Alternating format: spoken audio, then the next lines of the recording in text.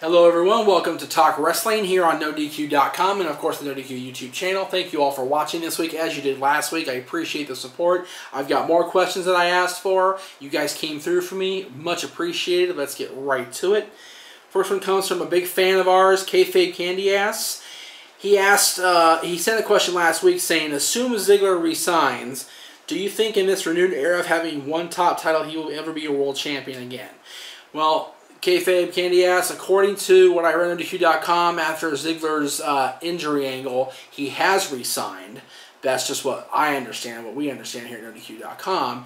So, he apparently has re-signed. But as far as him winning the championship again, you're right. In this new era, the last, whatever it's been now, 2 years or so of having one world champion, I don't know if we're going to see Dolph Ziggler be the WWE World Heavyweight Champion. He'll be a great Intercontinental Champion when he gets it back. He'll be a great U.S. Champion when he gets it back.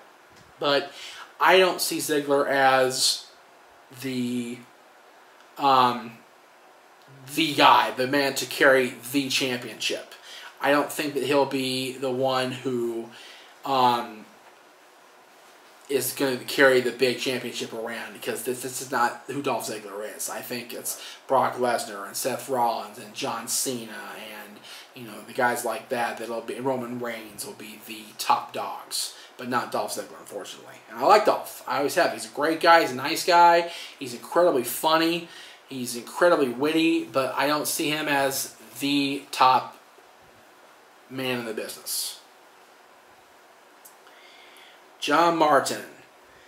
Hey Jeff, do you think the WWE missed an opportunity with the underwhelming Goldust and Stardust feud? I think it would have been great had Cody dropped the Stardust gimmick and turned on Dustin. This could have led to a street fight at WrestleMania as well as gotten Dusty more involved. Your thoughts? Well, that's been the topic of conversation the last couple weeks, hasn't it? With Cody, returning after Dusty's passing as Stardust and, retaining the Stardust gimmick. Been very interesting to watch that. I've been very surprised. But I'm also not surprised that, Cody chose to keep that gimmick. As far as a feud with Dustin, that would have been the way to go. But I don't honestly believe that it would have been as good as we all think it would have been. Goldust is still great in his era of his career where he's still awesome in the ring, but I think a Cody versus Dustin feud would have been very underwhelming overall, period. Only because the characters had been so played out and so whacked out, let's be honest, that would it really have been effective? I don't think so. I don't think that it would have been a decent storyline. I honestly don't think that it would have really amounted to anything that we would have all been satisfied with. This is from Niall Connick. I come from County Wexford, Ireland. My question to you, sir, is that now that UFC is on the rise with great athletes such as our own Conor McGregor and Ronda Rousey in there as well, do you see WWE working more in the future UFC as they already partnered with on Ronda Rousey at WrestleMania? Will this occasional crossover be healthy for both, or could you eventually see fragile bonds between WWE and UFC occur? Thanks for reading. Have a great day. I think WWE wants to work with UFC as far as bringing Ronda in, but I don't think Dana White is willing to let Ronda be exploited, shall we say, to that degree by WWE, as far as her being in a match with, let's say, her and The Rock against Stephanie and Triple H, or one-on-one Stephanie and Ronda Rousey at WrestleMania. But we'll see what happens for Hell in a Cell when it's out here in October at Staples Center. We may just see, what do you call it, Ronda come back. We may see Ronda be involved. But overall, a huge crossover angle? Probably not, because UFC takes themselves very seriously. They've proven that. They don't want to get involved with WWE full-time. Can't say as I blame them, because WWE is still the fake fighting compared to UFC's real sport. So I don't see why they want to get involved. to be perfectly honest with you. This is from Joseph Hill at The Dark One, 316. Whatever happened with Kong working with WWE? If I remember right, when Awesome Kong was working with WWE, she was working an angle where she was squashing everybody for a while. And then it ended up, she got pregnant and she took some time away and then she miscarried. And then she came back for 1 or 2 more appearances. And then I think she asked for her release. And then went to Japan for a while before coming back to TNA as Awesome Kong. So I don't think that we'll see Kia Stevens, Awesome Kong, Karma, whatever you want to call her, Amazing Kong, come back to WWE because it didn't really go the way that she wanted it to go. So I am thinking that Kong, you know, had her chance and then she ended up getting pregnant and either lost her chance or gave up her chance of her own volition. Either way, it didn't go the way she wanted it to go. This is from @Kyle Lorch. In your opinion, do you think Lesnar and Batista is still a dream match and the possibility of the match happening? It is a dream match. Brock Lesnar, Batista, the two of the biggest guys in WWE's brand extension era in 2002, 2003, 2004, 2005. But I don't think that the match will happen. Batista is happily away in Hollywood. Brock is happily appearing part-time in WWE. If it does happen, it'll be at a SummerSlam or a major pay-per-view, WrestleMania perhaps.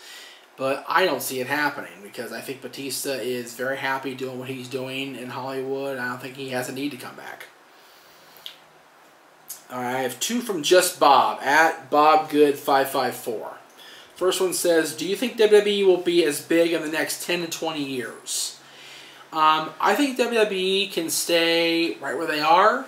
I think they can sink, not go out of business, but sink down to a lower level of success. I think they can raise themselves higher up if they play their cards right.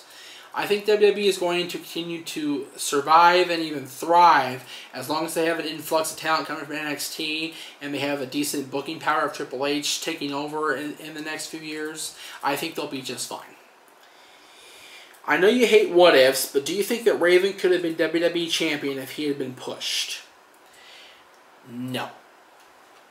Raven was a great big fish, small pond guy. He was an awesome ECW champion and a great top bad guy in ECW under the direction of Paul Heyman and the ownership of Todd Gordon for a while. But when he came to WCW, he was a solid mid-card bad guy. When he came to WWE, he was a solid mid-card both bad guy and good guy. So I honestly don't know if Raven could have been the big success that we all wanted him to be in WWE and WCW, because we all saw the Raven character in ECW as this monstrous, not monstrous as far as big, but monstrous as far as the psyche, top heel, and it didn't work on the big stage. It worked great in TNA for a while also. He was the world champion there, but it never really translated over well to WWE or WCW. This is from a longtime contributor, Rex Christopherson @Rexo1991. Hey Jeff, my question is, how good were the matches between Chris Jericho and Chris Benoit, and what was the best match they had? Chris Jericho and Chris Benoit had unbelievable matches throughout their entire career in Japan and I don't even know if wrestled in Mexico or not, but Jericho came into the business idolizing Benoit. That was his idol for a while. Benoit and a couple others. And when they got to work in WCW and WWE, WWF back then, they had unbelievable matches. My favorite match of theirs that I recall, there's 2. One was the 2 of them one-on-one for the Intercontinental Championship in a ladder match at the 2001 Royal Rumble. you want to talk about great ladder matches for Intercontinental Championship. Yes, Shawn and Razor are right up there at WrestleMania 10. It's one of the best ever, if not the best ever.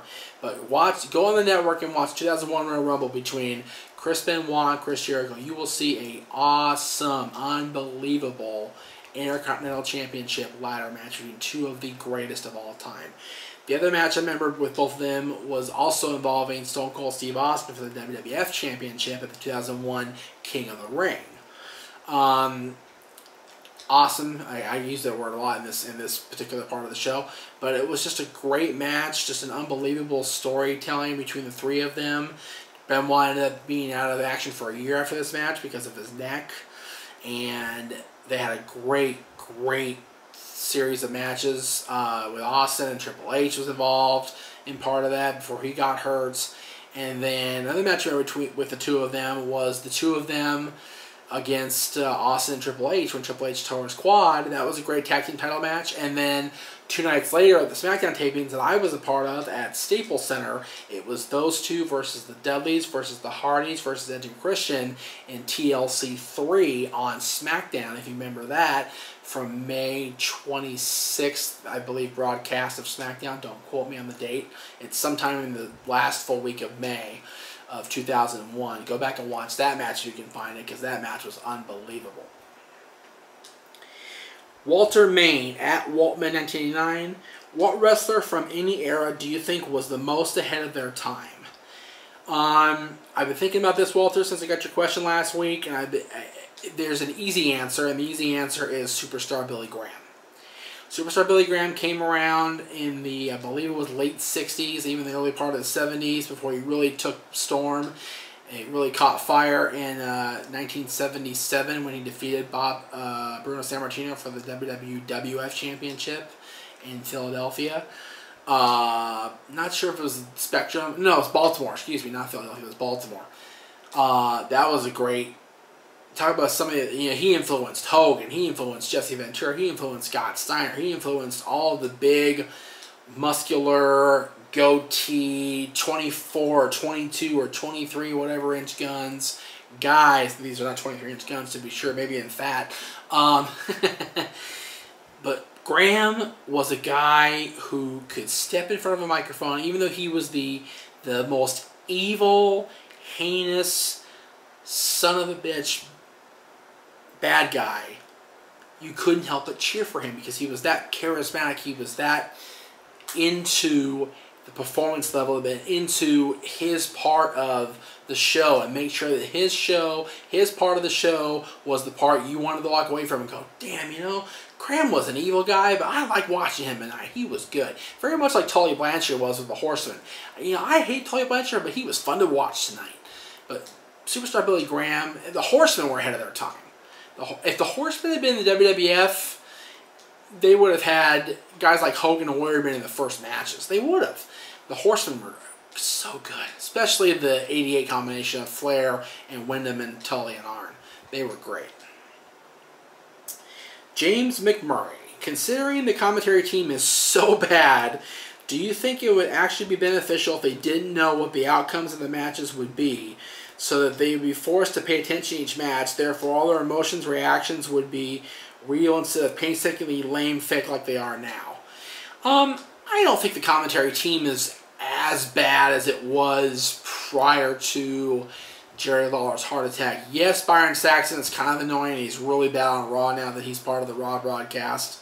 But I don't mind Michael Cole so much anymore like I used to.